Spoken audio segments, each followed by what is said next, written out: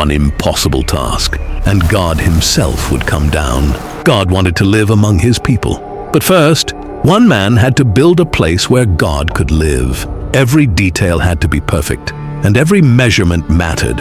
One mistake could ruin everything. But who was the man trusted with building a place for God?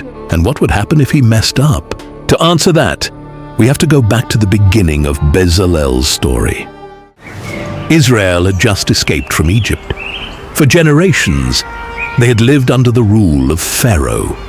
They had been beaten, controlled, and forced to build cities for a king who did not care about them. But God had heard their cries. He sent Moses, opened the sea before them, and led them out of slavery. Now they were free, but freedom did not mean their journey was over. They were walking through a dangerous desert toward the land God had promised them. They lived in tents and moved whenever God told them to move. Then God told Moses something incredible. He wanted to live among his people. God did not ask them to build a stone temple or a great palace. They were still traveling, so his house would travel with them. It would be a large and beautiful tent called the Tabernacle. It would stand in the center of Israel's camp, showing everyone that God was not far away.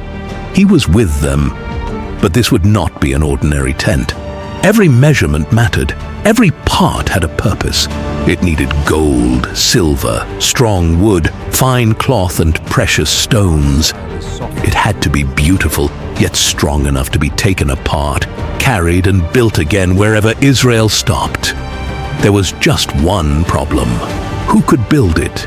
The Israelites knew how to make bricks for Egypt.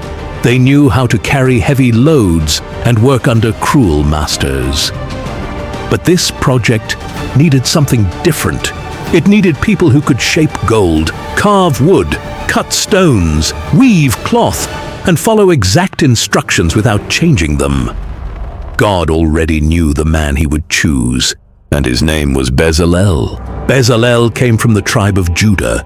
He was the son of Uri and the grandson of Hur.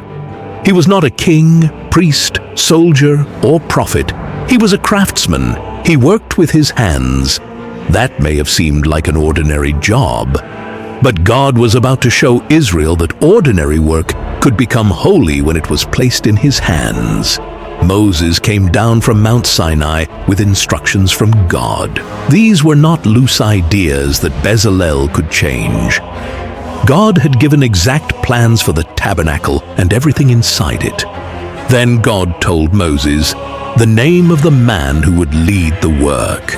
God said, "I have chosen Bezalel, the son of Uri, the son of Hur, from the tribe of Judah.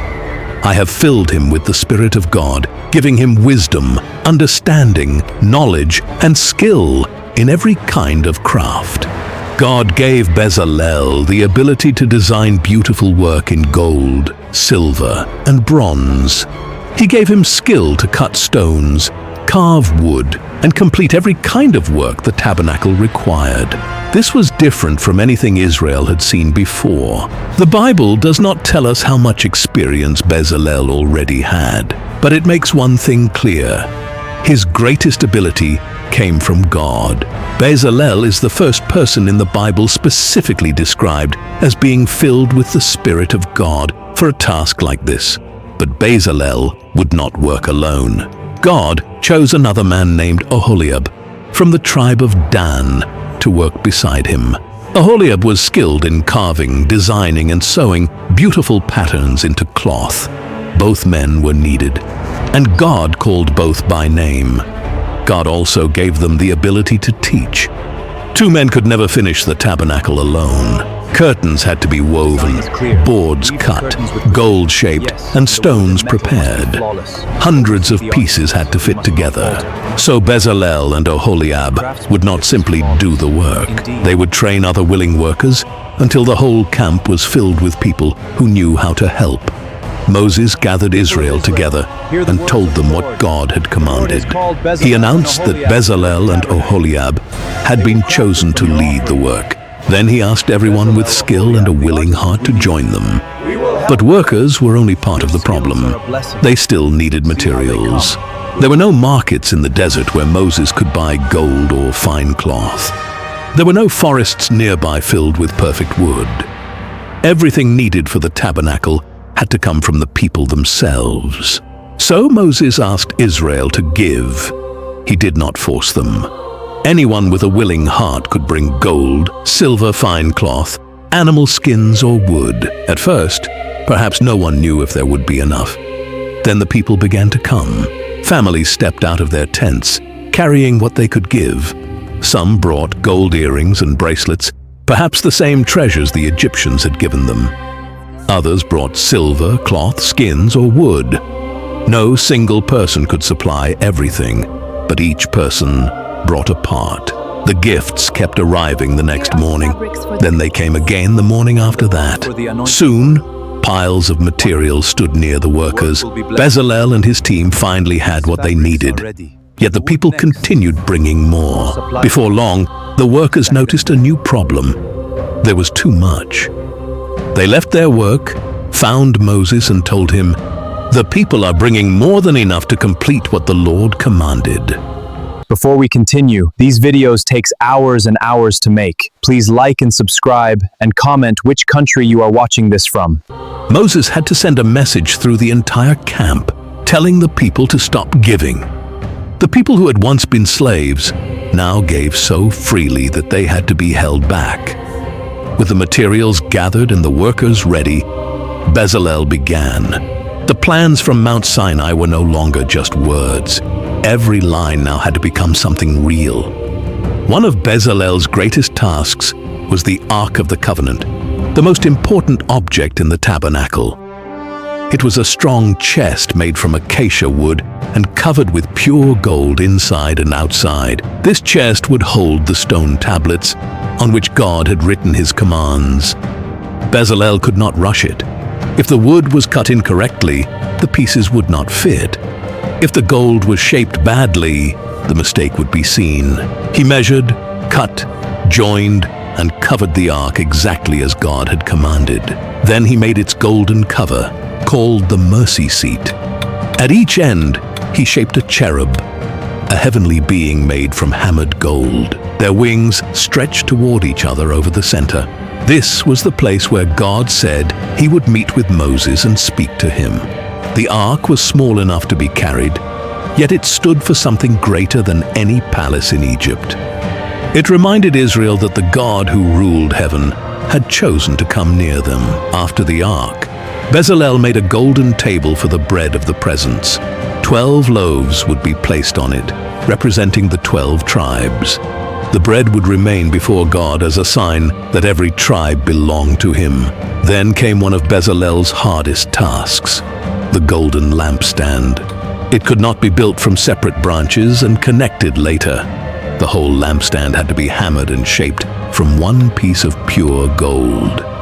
It had a center stem with 6 branches reaching out from its sides. Small cups shaped like almond flowers decorated each branch. One wrong strike could damage hours of careful work. Bezalel had to know when to hit the gold, where to shape it, and when to stop. Slowly, a plain piece of metal became a golden tree that would hold 7 lamps and shine inside the dark tent. While Bezalel shaped the holy objects, Oholiab and the other skilled workers prepared the tabernacle itself. They built strong frames from acacia wood and covered them with gold. They made bases to hold the frames steady and bars to lock them together. Everything had to be strong, but it also had to come apart when Israel moved. The workers also made large curtains from fine linen, using blue, purple, and scarlet thread. Images of cherubim were woven into the cloth. Other coverings were placed above them to protect the tent from sun, dust, and rain. This work demanded more than beauty. If one curtain was the wrong size, it would not join the next. If one base was weak, part of the structure could fall. Bezalel and Oholiab had to inspect the work, correct mistakes, and make sure everyone followed the same plan. Outside the tent, Bezalel made the bronze altar where Israel would bring sacrifices to God. He built it from acacia wood, covered it with bronze, and placed a bronze grate inside it.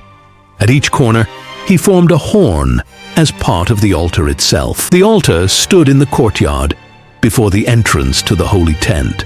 It taught Israel something serious. Sinful people could not simply walk into the presence of a holy God as if nothing were wrong. A sacrifice had to be made.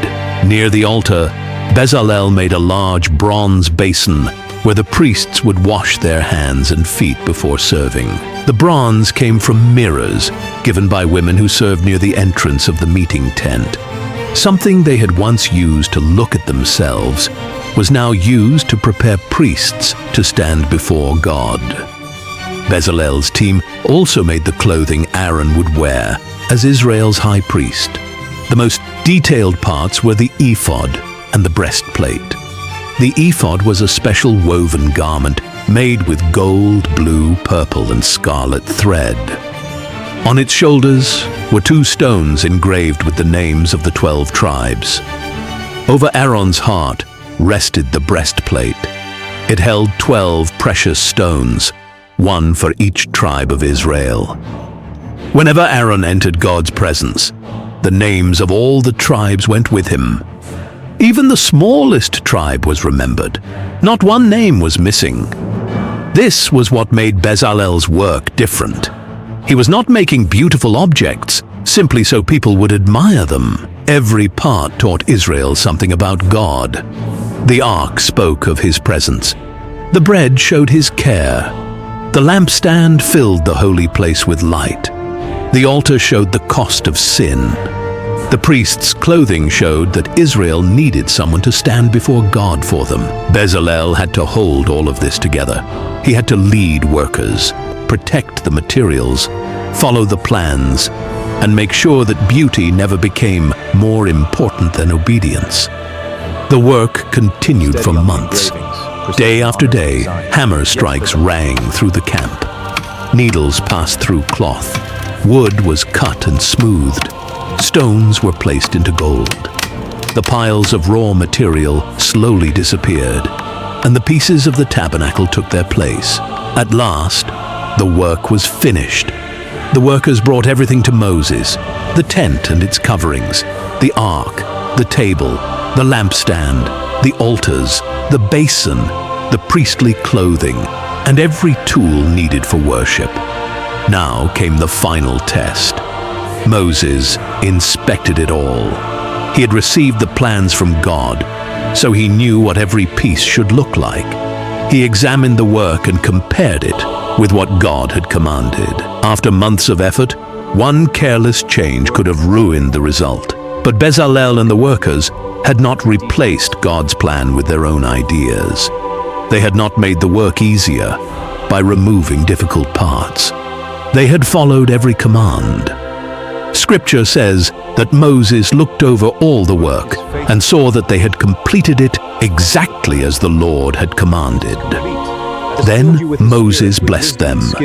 Bezalel had completed the greatest work of his life, but the tabernacle was still lying in separate pieces.